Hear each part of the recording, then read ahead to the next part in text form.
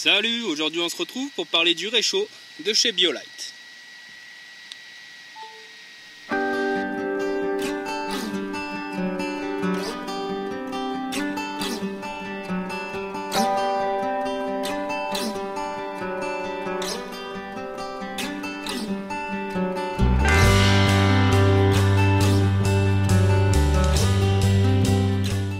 Le réchaud est livré dans son petit sac qu'on vient ouvrir ici, et ensuite on va retrouver les différents éléments. Donc un petit adaptateur pour une petite gamelle, puis le réchaud. Donc l'ensemble fait 928 grammes, et au niveau encombrement, c'est pas bien plus gros que ma gourde qui fait 1,2 litre. Donc c'est pas super encombrant, mais au niveau du poids ça reste quand même raisonnable. Donc on a les deux parties ici, la première partie du réchaud et la deuxième où on va pouvoir transformer l'énergie du feu en électricité. Donc il faut savoir que cette partie-là peut être utilisée sans générateur de puissance, comme un réchaud à bois normal. Il suffira de venir mettre le bois à l'intérieur. Et ici on va avoir deux prises d'air qui vont nous servir pour placer le petit boîtier orange, mais qui pourrait servir également si on se sert du réchaud sans ce boîtier pour alimenter un petit peu en oxygène. Lorsqu'on reçoit le réchaud, il va falloir venir brancher ce réchaud sur le secteur pour venir recharger une petite batterie interne. Donc on a à le faire que la première fois, ou si on ne se sert pas du réchaud pendant 6 mois, juste pour venir donner un peu une précharge à la batterie qui va nous permettre de lancer le petit ventilateur qu'on va voir ici, en appuyant sur le bouton là, qui va nous aider à alimenter en oxygène le feu. Voilà, on peut le voir ici, le petit ventilateur qui va faire une grande différence pour venir allumer le feu. Donc on va pouvoir commencer à activer dès le départ. Pour le fonctionnement, c'est vraiment ingénieux. Ici on a une sonde qui va capter la chaleur du feu, qui va le transmettre à un générateur thermoélectrique qui va pouvoir alimenter le petit ventilateur qu'on a vu. Ce petit ventilateur va donner de l'énergie au feu, et le surplus d'électricité qui est produit va pouvoir ressortir ici au niveau du port USB. Pour la mise en place du boîtier orange, il n'y a rien de plus simple. On va rentrer ici à l'intérieur, puis on va venir bloquer à l'aide d'un des 3 pieds la partie orange. On débloque les 2 autres pieds et c'est prêt à l'emploi. On peut voir ici qu'il n'y a que la sonde qui ressort à l'intérieur du trou. Il restera ensuite qu'à faire une bonne préparation de petits bois ou prendre des petites branches.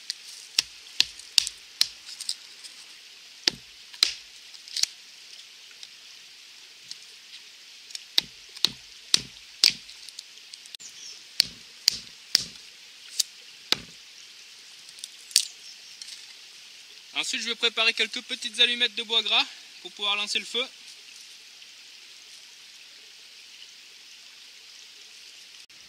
Ici, la base du réchaud est bien remplie, le petit bois est prêt, les allumettes également. On va pouvoir démarrer le feu.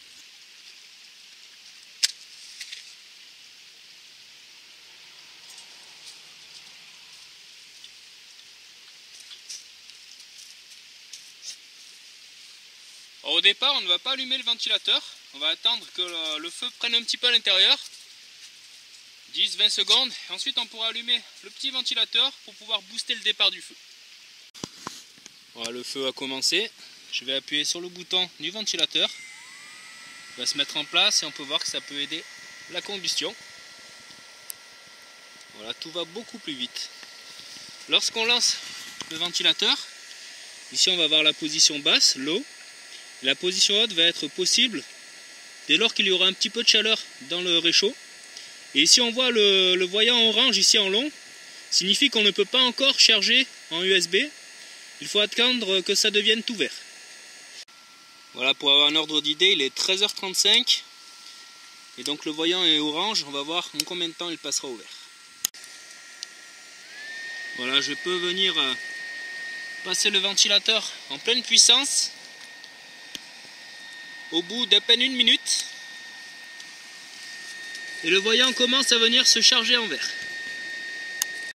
Alors, le fait qu'il y ait un ventilateur booste considérablement le feu. On peut voir que c'est vraiment efficace, et la sonde peut vite se charger en énergie. Le fait que le feu soit ventilé comme ça va permettre une meilleure combustion des bouts de bois, et ça ne dégagera que très peu de fumée. Voilà, il est 13h39. et le voyant est passé au vert. On va pouvoir faire charger son téléphone, la GoPro, l'appareil photo, tout ce qu'on veut. Pendant ce temps, je vais venir faire chauffer de l'eau. Donc environ 1 litre d'eau ici, pour voir à peu près en combien de temps je peux arriver à ébullition.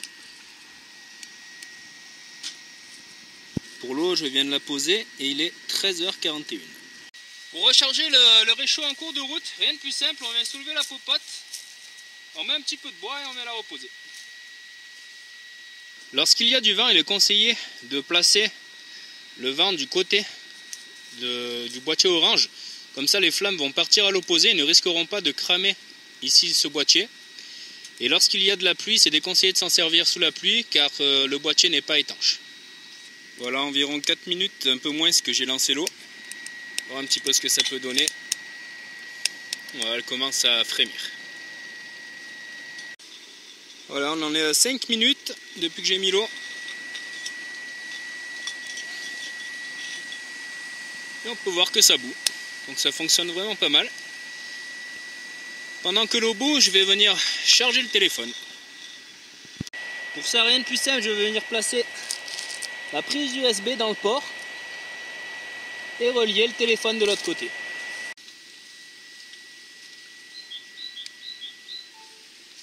Et voilà, ça fonctionne très bien. Voilà, on obtient un gros bouillon d'eau très rapidement. Donc là, je viens de brancher le téléphone. Je vais me servir un petit thé. On va faire quelques tests sur la charge.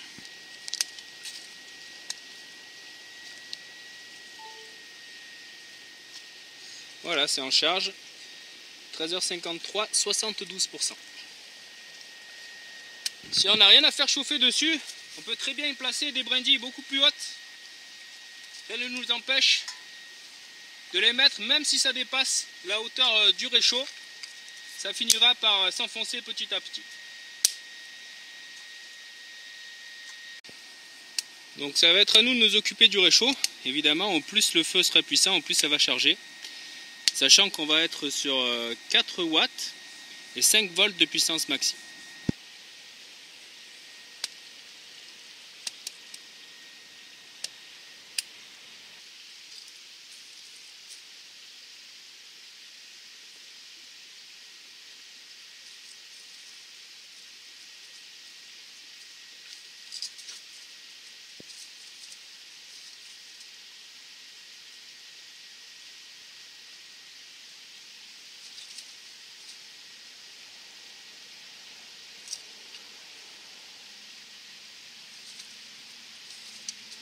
Comme on peut le voir, le réchaud ne touche pas le sol, mais ça n'empêche pas de jouer la prudence en dégageant les alentours.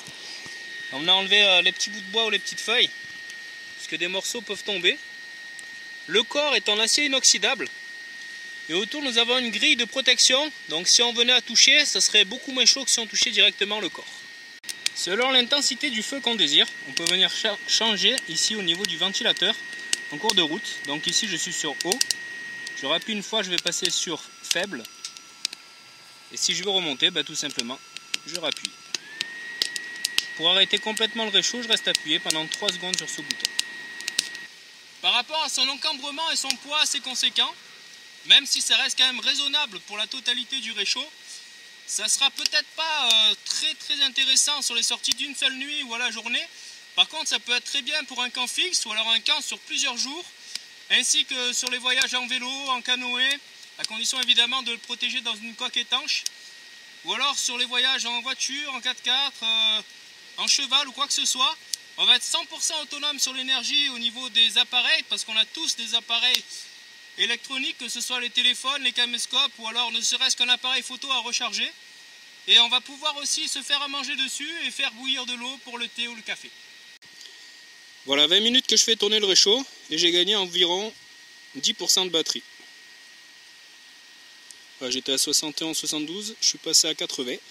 Donc c'est plutôt pas mal, sachant que évidemment sur secteur ce sera plus rapide, mais là je suis en pleine forêt avec seulement du bois pour donner de l'énergie, donc c'est plutôt intéressant. Quand on a fini de s'en servir, il suffit de venir laisser tourner sans recharger. Et comme le ventilateur tourne, ça va vraiment venir brûler les bouts de bois complètement, il ne restera plus qu'un petit tas de cendres qu'il suffira de venir enterrer et recouvrir d'eau pour protéger. Pendant que le réchaud chauffe, par exemple pour venir le tourner s'il y a du vent, on peut venir l'attraper par le côté orange. Évidemment, on ne mettra pas la main du côté du fer. Voilà, quand on estime que c'est bon, on va venir appuyer sur le bouton pendant 3 secondes pour que ça s'éteigne.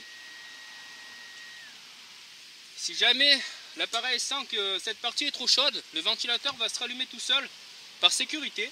Sinon on peut venir attraper, donc à l'intérieur il ne reste que des petites cendres qu'on va venir donc placer par exemple ici. Là, le ventilateur s'est rallumé tout seul pour protéger l'appareil. On le vide complètement.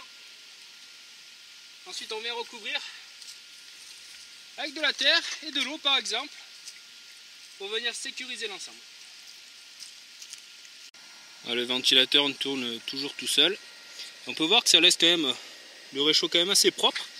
Et là je viens juste de jeter les cendres et je peux déjà attraper le réchaud dans la main grâce à sa petite grille de protection, donc ça se refroidit quand même assez vite pour pouvoir le ranger rapidement dans le sac. Si au lieu d'y placer la popote, j'avais voulu y placer la gourde, donc le diamètre était trop petit, ça serait rentré à l'intérieur. Du coup il y a une petite grille avec le réchaud qui nous permet de venir poser des diamètres un peu plus petits. Il suffit de venir clipser autour du réchaud. Pour le ranger, on va tout simplement faire chemin inverse. On vient déplier la patte ici, ce qui va nous permettre de dégager la partie orange.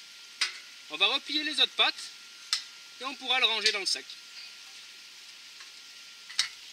Voilà donc au final un réchaud qui n'a absolument rien de traditionnel, qui allie la force du feu avec la technologie, qui nous permet d'être 100% autonome au niveau de nos appareils électroniques lorsqu'on est en sortie. Voilà, en espérant que cette vidéo ait pu vous faire découvrir ce réchaud ou répondre à vos questions. Merci et à bientôt.